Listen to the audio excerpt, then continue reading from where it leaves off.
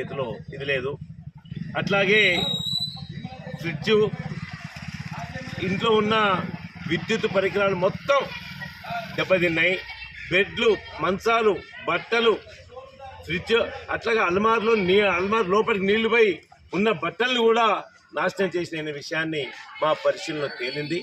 నిన్న అధికార యంత్రాంగం వచ్చింది. మేము అధికార యంత్రాంగం వచ్చినందుకు, పరిశీలించినందుకు అభినందనలు తెలియజేస్తూ ఉన్నాం. కానీ ఒక విషయాన్ని ఈ సందర్భంగా గుర్తు చేయదలుచుకున్నాం. ఏదైతే ఇళ్లలో ఉన్న బురదని తొలగించడానికి ఫైర్ ఇంజన్తో మొత్తం స్కూల్లో ఉన్న బురదను మాత్రమే తొలగించారు. ఇళ్లలో మొత్తం బురద ఎవరిది వాళ్ళు తొలగించాలంటే 3 రోజుల నుంచి కష్టపడుతున్నారు కుటుంబ సభ్యులంతా, అయినా పోతలేదు.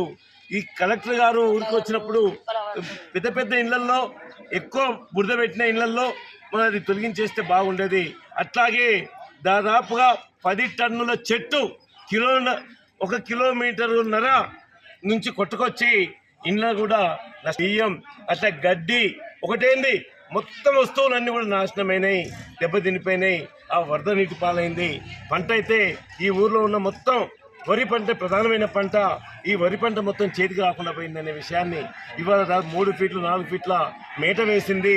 దాన్ని తొలగించాలంటే రైతుకు మాత్రం 1 ఎకరాన ₹1,00,000 ఇవాళ ఖర్చు అవుతుందనే విషయాన్ని గుర్తు చేస్తూ ఉన్నాం. ఇవాళ తినడానికి కూడా ఊర్లో ఉన్న కొంతమంది సహాయం చేసి ఒక దగ్గర సమిష్టిగా వంటలు చేస్తున్నారు. చూడండి మీరు, ఇలా వంటలు చేసుకోవడానికి స్థితి బాగలేదు. వెంటనే యుద్ధ ప్రాతిపదిక పైన మెగా వైద్య దీన్ని నిర్వహించాలి. ఇవాళ క్యాంపులు నిర్వహించాలి. అట్లాగే ఈ గ్రామ ఏదైతే సఫాయి వాళ్ళు ఉన్నారో, పారిశుద్ధ కార్మికులు ఉన్నారో, వాళ్ళకు మాస్కులు ఇవ్వాలి, శానిటైజర్ ఇవ్వాలి.